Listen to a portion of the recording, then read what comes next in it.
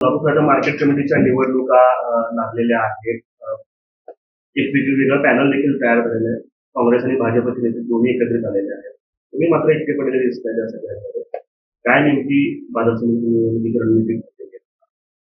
मी बाजार समितीची निवडणूक लागल्यापासून भारतीय जनता पक्षाच्या कार्यकर्त्यांचे जवळपास 5 ते 6 मेळावे घेतले, बैठका घेतलेल्या आहेत. आणि माझ्या माहितीनुसार मी अनेकांच्या साक्षीनं आमच्या चारही म्हणजे तिन्ही लोकप्रतिनिधी बैठकीला येण्याची आलेले.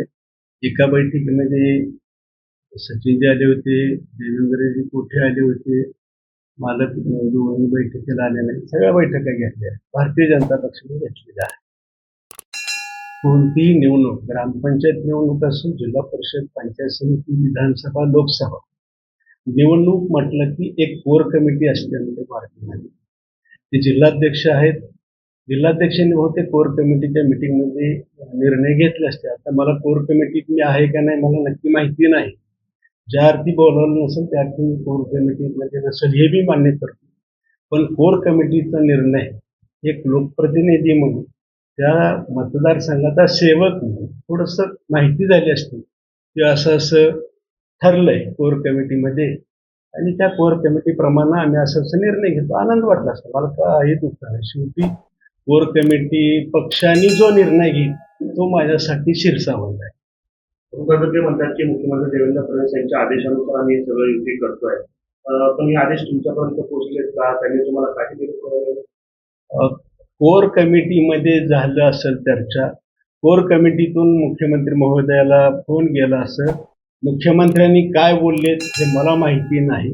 मला तर मुख्यमंत्री महोदयाचा कोर कमिटीचा कोणताही निरोप नाही, प्रदेशाध्यक्षाचा कुठला निरोप नाही, किंबहुना कुणाचाच म्हणजे स्थानिक कुणाचा निरोप नाही.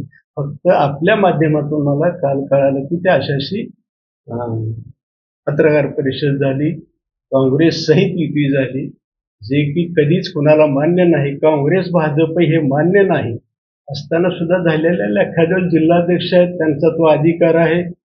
पार्टीनं जिल्हाध्यक्षाला सगळे अधिकार दिलेले असतील एखाद्या दिवस माहीत नाही आपल्याला. मला त्यातलं खोल माहिती नाही काय. आता नेत्यांच्या निवडणुका संपल्या, कार्यकर्त्यांच्या आहे. भाजप कार्यकर्त्याला न्याय देण्यासाठी आता तुम्ही पॅनल उभा करणार आहात. कशा प्रकारे तुम्ही भाजप कार्यकर्त्याला न्याय देण्यासाठी? 6 एप्रिलला भारतीय जनता पक्षाचा स्थापना दिवस होता. स्थापना दिवसांच्या दिवशी प्रत्येक मंडळामध्ये एक VC वरती माननीय मुख्यमंत्री बावनकुळे साहेब, आमचे कार्याध्यक्ष चव्हाण साहेब या सगळ्यांनी मार्गदर्शन केलेलं होतं. प्रत्येक विधानसभामध्ये प्रत्येक मंडळामध्ये ह्या सभा झालेल्या आहेत. आणि त्या सभेमध्ये आम्हाला ठासून चंद्रशेखर बावनकुळे साहेबांनी ठासून सांगितलंय प्रत्येक स्थानिक नेत्यांनी आता नेत्याच्या निवडणुका संपलेल्या आहेत. आता भारतीय जनता पक्षाच्या कार्यकर्त्यासाठी अहोरात्र झटा आणि त्यांना निवडून आणा. त्या दिवशीचं जर तुमच्याकडे कुठं क्लिप मिळाली तर ते तुम्ही घ्या. मला थेट जरी म्हणले नसेल तर 10 लाख कार्यकर्त्यांना हे संबोधित केलेलं आहे. आणि मी कार्यकर्ता आहे. भारतीय जनता पक्षाचे दिलेले आदेश पाळतो. माझ्या नेतृत्वानं माझ्या अध्यक्षानं जो आदेश दिलेला आहे की आता याच्या पुढची निवडणूक कार्यकर्त्यासाठी झटते.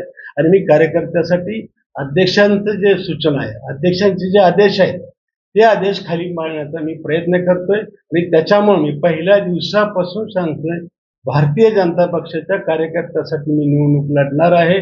त्यांनी जो निर्णय घेतील ते कार्यकर्ते घेतील. आमचे कोर कमिटी केलेली आहे ते निर्णय घेईल आणि त्याच्यामुळे जे ठरवतील त्यांच्या मागे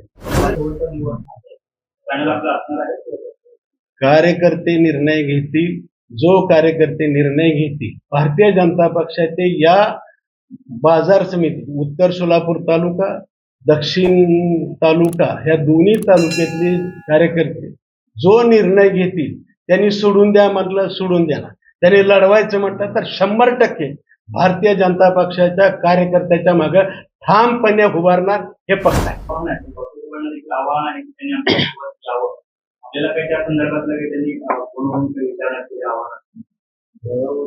मला असं वाटतंय की त्यांनी तुमच्या मार्फत मला आव्हान करू नये. मी त्यांचा पालक आहे असं मी मानतो.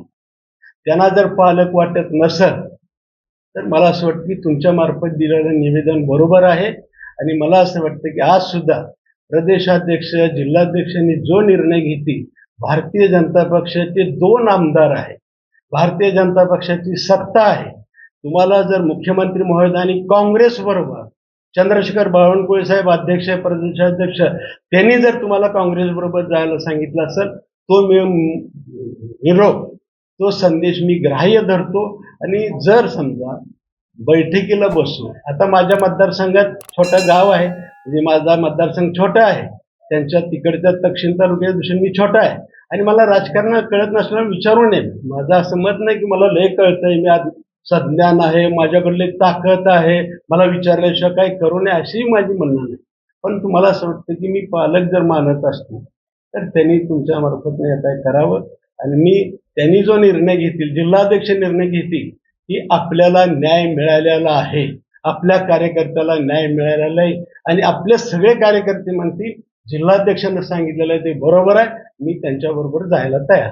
बाबा आपल्या सगळ्याकडून बोलण्यावर असं लक्षात येतं की आपल्या आमदाराकडूनच सगळे निर्णय घेतले गेलेले आहेत. आपण काही तक्रार करणार पक्षाकडे? मी कुणाचीही आजपर्यंतच्या इतिहासात सचिन कल्याण चिट्टेला हे माहिती आहे, मी कुणाचीही तक्रार प्रदेशाला करत नाही. मी स्वतः मला जेवढं शक्य आहे निभावण्याचा प्रयत्न करतो, त्याच्यातून मार्ग काढण्याचा रडणारा कार्यकर्ता नाही, तक्रारी करणारा कार्यकर्ता.